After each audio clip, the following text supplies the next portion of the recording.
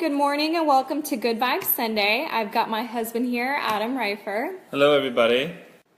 Alright, so today we're going to start off by discussing how Adam and I, how we make everything that we do work as far as working together and maintaining our work life, our family life, and our love life, and how we balance everything out. And how do we hang out with each other all day. Constantly with work, family, and love. Yeah, so we do. We're always around each other, and it works out for us. And a lot of people wonder, how do you guys, balance all of that, and how do you work together and still manage to get along and be together? So we're going to start off with our work. And do you want to discuss how we have roles?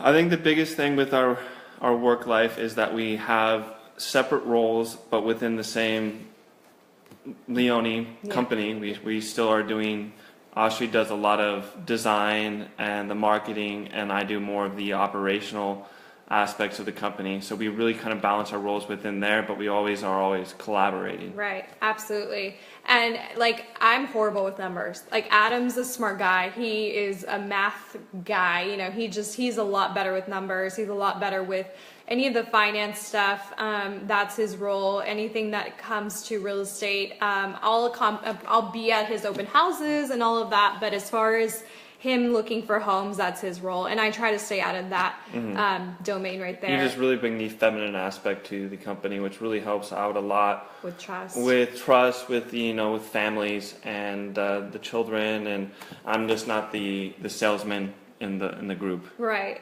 And when it comes to design, Adam's not there choosing the paint colors or any of that. So really what we're trying to say is that we try to stay out of each other's roles just so that there is no conflict. So not even conflict, just so that all of our energy can go into it. So if I'm taking the time to try to dabble into his role, then it takes more of the energy away from me putting everything into my role. And it also keeps everything very organized, right? Yes. Wouldn't you agree that when I focus on my roles, which is design and creativity and marketing, and then we're able to come together at the end of the day to discuss what you did that day and what I did what day. Now how do we combine those things? Right, and then I trust you to do your job and what you're doing, and you trust me to do my job and what I'm doing. We just trust each other, and I think that plays a big part too. But I think that it all stems from being on the right foundation of how we created Leone, how we started with real estate, and how we started with our relationship is how everything that we do, we trust each other. And I think that we trust each other with our direction. Right. And I think also that if you start off with a good, like Adam had just mentioned, is if you start off with a good relationship. So for us, we have obviously, some of you mostly know that we started off with baseball, and that took a lot of discipline in our relationship as far as being away from each other up to 6 months sometimes. So building communication and trust was really vital when it came to us building our relationship early on. So I think that having even just a child, we kind of describe it as having a business like having a kid. So if you have a child and a big responsibility is just put on your relationship, if you're not solid as a couple, then you're gonna break. So having a business is no different. It's a big responsibility, but we communicate and we get along with it just as much as we would with our son. So again, we have a good, strong relationship, good foundation, great communication and trust, right? Biggest thing is trust. Biggest thing is trust. We trust each other. And communication, I think. And communication. We're always speaking about how we collaborate. Right. So, so that's that. And then how do we balance it all? So how do we, at the end of the day, after a work day and all we do is talk about Leone and work, come together and be parents. I'm still a wife, so I still cook and I still clean and I still tend to my husband and my son. So how at the end of the day do we come down and say, okay, Ostry, Adam, Arian, no Leone, shut it off.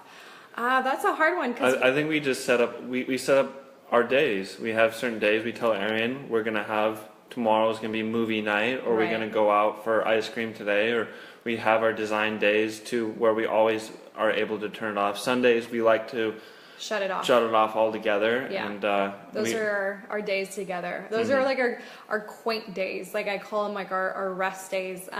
where we just shut everything off the world, like responsibilities. I mean, some days, you know, our work does require us to be somewhere, but for the most part, we try to shut it off, right? Absolutely. Yeah. So, and like Adam said, we'll have movie nights and stuff like that. So, but we also, at every single day, we try to, not always successful, but we try to, by dinner time, we say, okay, for the next 2 hours, we shut it off too, right? So it just becomes about Arian. It becomes about our family, focusing on dinner, cooking dinner, all those responsibilities that come with. And I think the final thing is having help. We have some help. We have family help. Yeah. Family help. Your sister, your mom. Yeah. So we have family help. Yeah.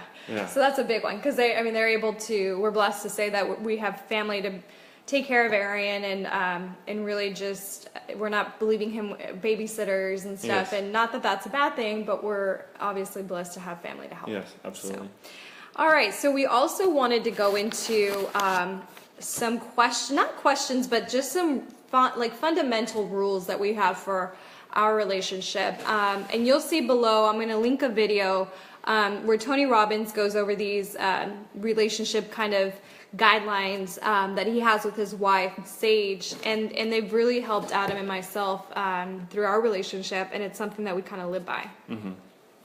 All right. So do you want to read the first one? First one is put your lover first. Okay, so you want to talk about what that means to you and me? You go first. Okay. So what this means to us, and this is a big one. Gosh, I couldn't emphasize how important this is. So is this thing still on? Okay, it's still recording. We're good. All right. So what this means is that we call it our vortex. So vortex is like the center of your entire life. Like, when you get married, when you have a family, you become this unit, right? So Adam and I call it our vortex, where our family lives. Our son, right, is our priority. Our home is our priority. Our values are our priority. Our love life, our work life, our everything that is us, that encompasses being us as a unit. Right, that we've built together. That we've built, and that there's so much other energy out there, negative energy, other energy that's trying to come into our lives. Absolutely. So the vortex is that, we call it like the ball of us that we've built together, of everything that's a component of us. We protect it from, like what Adam just mentioned, is negativity. So we completely put each other first. So for example, if anything jeopardizes, and this includes work too, if something, nothing's more important than our family. So no matter what, we pay ourselves first.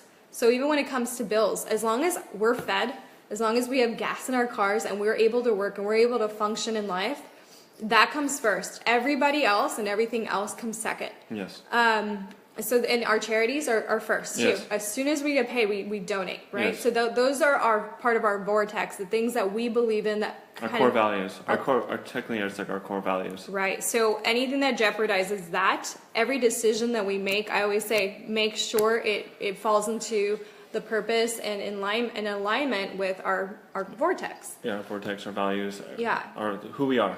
Right, who we are. So everything needs to reflect on that. So putting our lover first is just making sure that protecting. It's our protecting. It's I'm protecting you. I'm protecting Arian. I'm protecting the family. I'm protecting Leonie. Right. Protecting our whole life. Absolutely. Who we are. Right. So that's that. And we always put each other first. That's such a big thing. Yeah. Yeah. Winking at us. You guys can't see him, but he's winking. Anyway, be vulnerable. This one's pretty simple. It's just about, do you want to explain this one? You explain it. Oh my goodness, I'm being so shy today. Okay, so being vulnerable is basically when we are very open.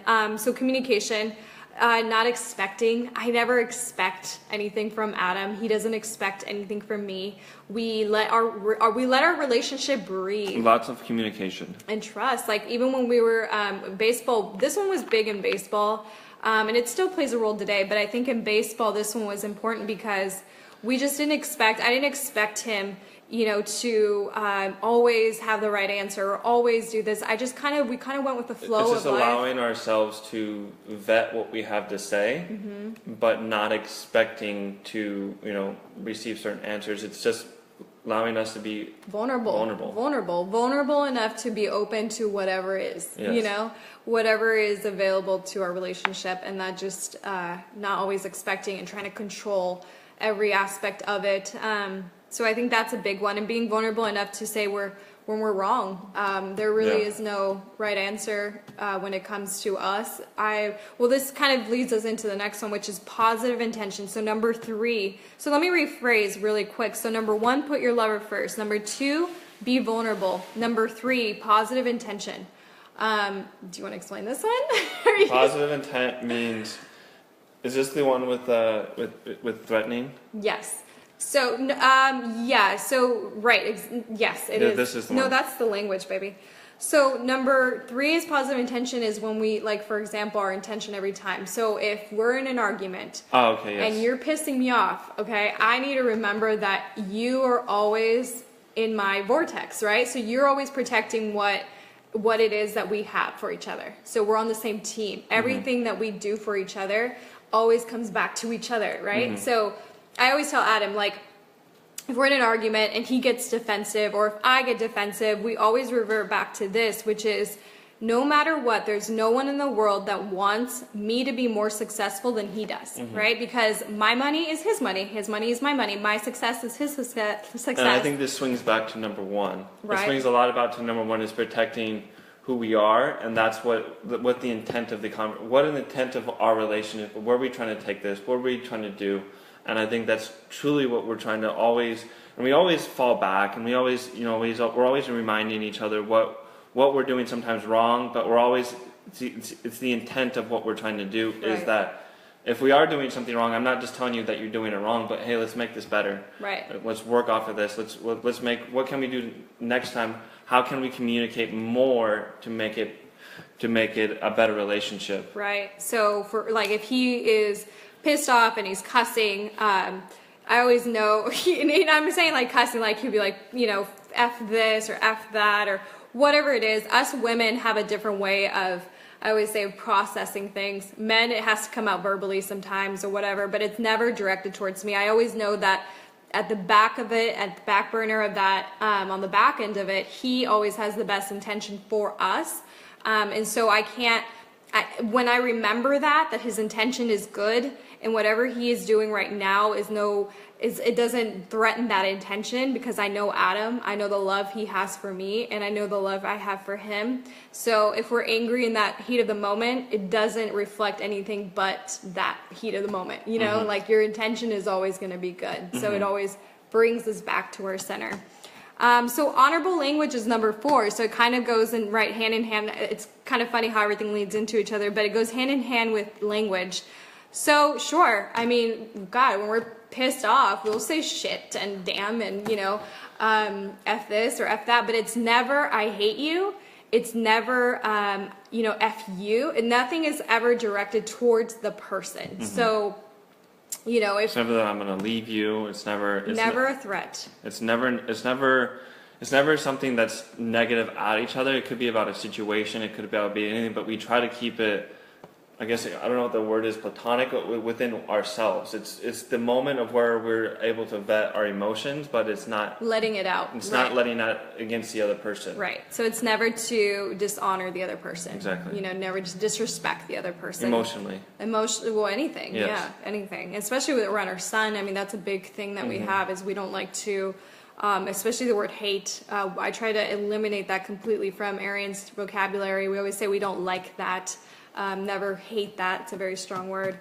So definitely never say hate to each other. And we've established this stuff really early on, thank goodness. So it's really set the tone for us. I think when I was away at baseball, I think a lot of this helped. Yeah. There was a lot of communication that needed to be involved, especially when I was all over the world. Absolutely. We were apart all the time, so. Yeah. All right. So then number 5 is freedom of space. So this has 2 meanings for us. Freedom of space could be the freedom of a person. So for example, when Adam goes out and has fun with his friends, or if he goes to a bar, I've never been, even when he was in baseball, when I wasn't around him, again, it goes back to trust. I never told him, you can't do that. I always give him the decision. Hey, it's your decision. If you believe that you going out will end good, and it's always in alignment with our vortex, so it's always okay with, protecting what we believe in and stuff, then go ahead, have fun, have at it. And vice versa. He's always been pretty open to me going out and having fun, and that's one thing. And that goes putting each other first again. Everything goes back to number one. Yeah, everything does go back to number one. I think they all kind of intertwine. Yeah. But freedom of space, another one is just freedom of the conversation, allowing it to breathe. So our dialogue between each other is never, the intention is never to try to control the other person, and it's never to try to manipulate the situation, or it's still going. So it's never to manipulate the situation. It's always giving the other person the freedom of expectation. I think that's the biggest thing. Never to expect the other person to do something. Just let it breathe. Let it be.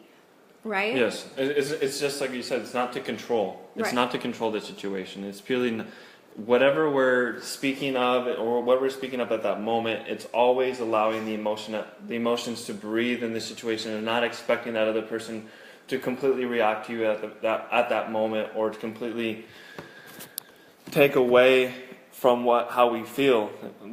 We need to breathe, and we let the emotions flow, and we're allowing each other to always communicate within the situation. There's no expectations. Right. So we allow our feelings to have some space. So if I'm pissed off, all right, give me some space. He can't expect me to feel a certain way, and vice versa. I don't tell Adam how to feel. So we give each other that freedom. But at the same time, when we're doing something good, we always want to push more. We want to flood that. Right. We want to flood. We're doing good. We always want to have that positive expectations out there that what we're doing is in the direction that we want to do, and we want to really enhance that. Right. We want to have more positive than. So it's not even positive expectations. It's just we try to focus. We've talked about this a lot on the blog as the law of attraction. So obviously we want to attract more goodness. So we put more of our energy and our focus on the good things than the bad things. Correct. We don't feed into those. We allow those to have those bad. Vortex, we spin it. Yeah, we spin around it. No, but when there is bad situations, so we allow them to happen, because it is what it is. Like no one's gonna say our relationship is perfect. Hell no. Like, we've had our ups and downs. Let's be real here. But when it comes to those bad situations or those bad moments, it's what we do with them. So we allow them to breathe. We allow them to be. If I'm pissed off, let me be pissed off. If he's mad or angry or upset, allow him to just be that. Don't try to control it. And a big, huge thing is don't make it about you. That's a big one. It's like, always be empathetic of your partner, of your lover. Remember that he's feeling something, and you need to be empathetic of that and not make it about yourself. It's a big deal, right? Huge deal. So those are the biggest things that I think that rule our relationship, and that's the way that we and really each one make it work. We're always working on. It's not perfect. No one's perfect. Hell no. Always working. Every day we're communicating. Every day we're trying to talk about what we need to improve, or something we fell back on. We're always trying. The biggest thing between you and I is we're trying to communicate. Absolutely. We're always talking about some other situation, talking about work, talking about love life, talking about family life, talking about everything of how we can make that situation better. Or what you said could be said differently. What you did could be done differently, or anything. But we're always trying to work on it, and it's always we're always building. Yeah, and it always in alignment with our vortex. Again, our vortex is our values and all that good stuff that we mentioned. So, to finish off this good vibes here, we will leave you all with that. I'm going to go ahead and relist these. So put your lover first. Number 2 would be vulnerable. Number 3, positive intent. So positive intention. Number 4, honorable language. Number 5, freedom of space. All right, so that's it for today. See you next Sunday, Good Vibers. I was scared.